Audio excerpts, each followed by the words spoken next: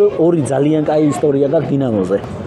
მე ისტორიას იმ შემთხვევაში გავხსენე, სადაც თუ გვეთქვი რამე ისეც გემრიელს. დაიწყე და შენ იქ რო გამახსენდეს. კაი, მაშინ მე დავიწყებ და ეგ ამგვარის ადამიანზე გაგახსენდეს რამე. წეღან რო და შენი თქვი თუ მე დინამოო და შენ დაიწყე და მე ვიმხო. საბარო თქვი ბაღის თუ საბავშვო ბაღის მასწავლებელი ვიყავი, ვიტალი დარასელიას შვილი იყო ჩემი აღსაზრდელი. საოცარი, ულამაზესი ნინი. და ქრისტესაც ვიცნობდი. და ზუსტად ქრისტის ინტერვიუს გადავაწყდი ვიტალი დარასელიას რო იხსენებს.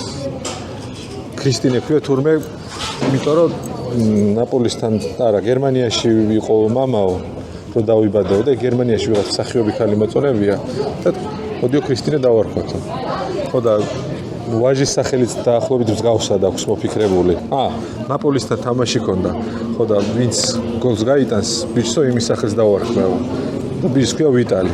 და თვითონ გაიტანა გოლი და დაარქვა თავის სახელი. და ძალიან მაგარი ისტორია იყო, ეს მინდოდა რომ მაყურებელსაც მოიწონებინა.